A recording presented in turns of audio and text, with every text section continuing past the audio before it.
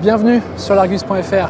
Nous voici sur le stand Renault à l'occasion de cette 100e édition du Salon automobile de Bruxelles et la marque Losange n'a pas lésiné sur les moyens, une fois de plus, un peu comme lors du dernier mondial de Paris. On a ici plus d'une quinzaine de véhicules qui sont exposés, avec aussi un des concepts que nous allons bien évidemment vous présenter. En même temps, il faut dire que depuis l'annonce du plan Renaulution en janvier 2021, il y a presque 2 ans, jour pour jour, le constructeur français est en pleine refonte de sa gamme.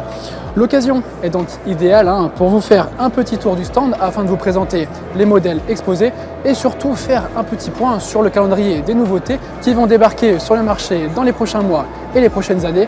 On vous explique tout cela en détail.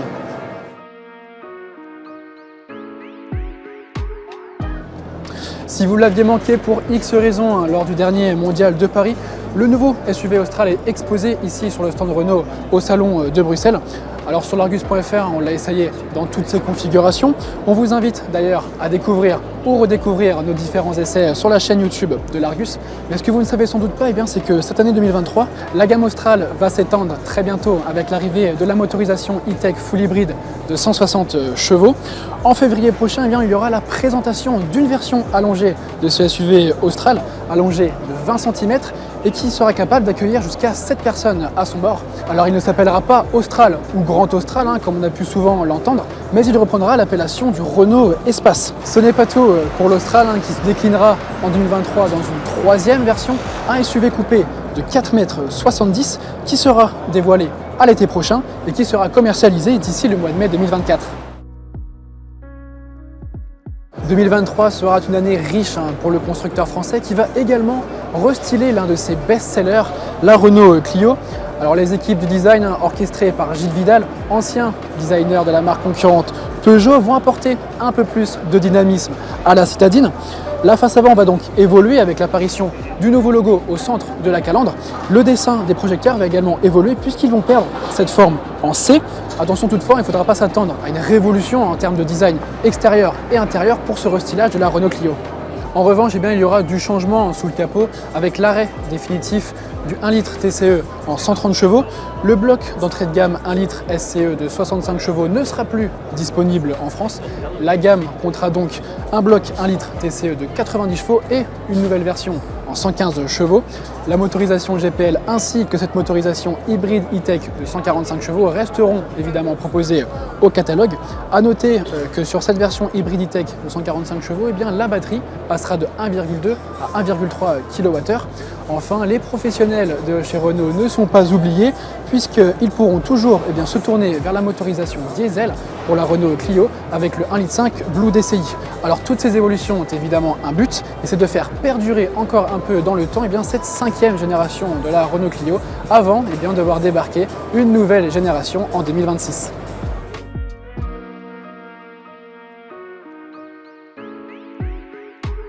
On n'en a pas fini avec l'année 2023 puisque le SUV Arkana juste à côté de moi aura droit aussi à son restylage à l'été prochain. Tout comme pour la Clio, c'est surtout au niveau de la face avant qui va évoluer puisque je vous rappelle, ce modèle est quand même assez récent, il a été lancé au printemps 2021. Là aussi, le plus gros changement se trouvera sous son capot avec l'arrivée du nouveau 3 cylindres 1,2 litre TCE inauguré par le SUV Austral. On note aussi également la possible arrivée d'une version hybride rechargeable et si cela est avéré, elle devrait être identique à son petit frère, le Renault Captur. On retrouverait donc le 1,6 litre e-tech de 160 chevaux. Parlons-en d'ailleurs du Renault Captur juste derrière moi qui passera aussi par la case restylage en automne prochain avant d'être commercialisé en 2024. Ce lifting sera bien plus conséquent que sur la Renault Clio ou encore l'Arkana puisque le SUV urbain adoptera complètement un nouveau visage. A l'inverse de la Renault Clio, une nouvelle fois, la gamme du Renault Captur sera entièrement conservée ou presque, avec toutefois quelques évolutions sur les déclinaisons hybrides qui adopteront aussi l'évolution de la batterie qui passera de 1,2 à 1,3 kWh. En fait, ce restylage intervient surtout quelques mois avant l'arrivée d'une version Grand Captur, longue de 4,40 m environ, et qui est prévue pour l'été 2024.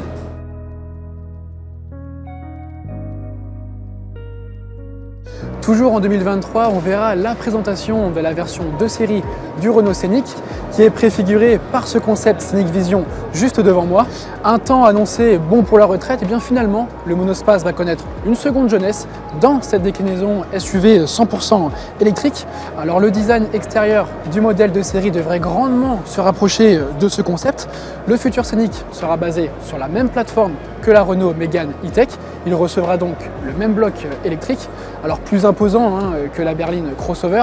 Il recevra donc deux plus grosses batteries, une première de 60 kWh et une seconde de 90 kWh.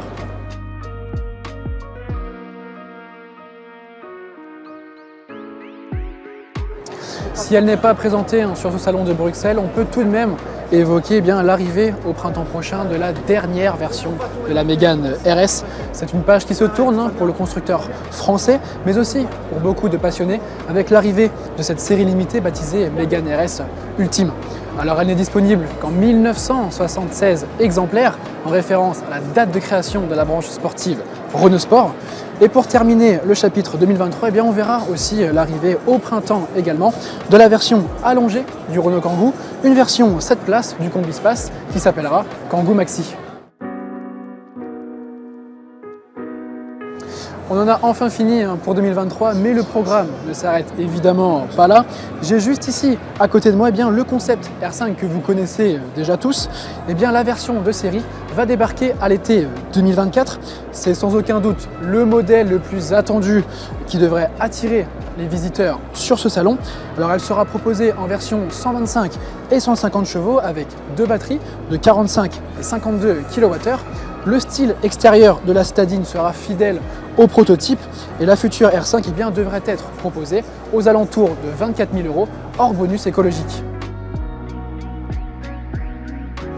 2024 sera également l'année des lancements des nouveaux Scénic et Grand Capture, comme évoqué précédemment, mais aussi de la présentation d'une autre icône de la marque aux losanges qui fait son grand retour. Je parle évidemment de la Renault 4. Alors elle est préfigurée par ce concept baptisé Forever Trophy. La version de série ne devrait évidemment pas tout reprendre de ce concept, mais devrait grandement s'inspirer de la partie haute du concept Forever Trophy. Elle sera made in France, puisqu'elle sera assemblée à l'usine de Maubeuge dès la fin de l'année 2024 pour une commercialisation en 2025.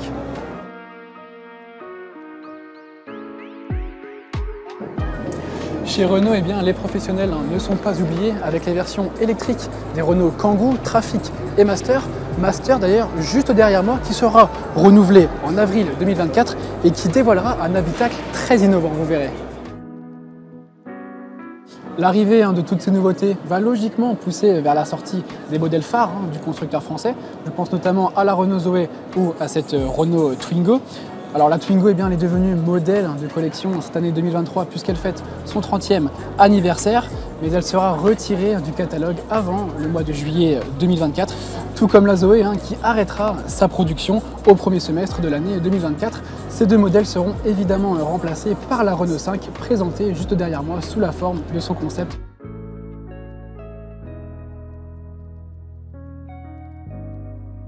Vous êtes maintenant incollable sur le calendrier des futures nouveautés Renault. Je vous invite à nous suivre sur notre chaîne YouTube de l'Argus.fr ainsi que sur nos réseaux sociaux pour suivre toute l'actualité des nouveautés du constructeur français. Moi je vous dis à très bientôt pour une nouvelle vidéo sur l'Argus.fr. Ciao.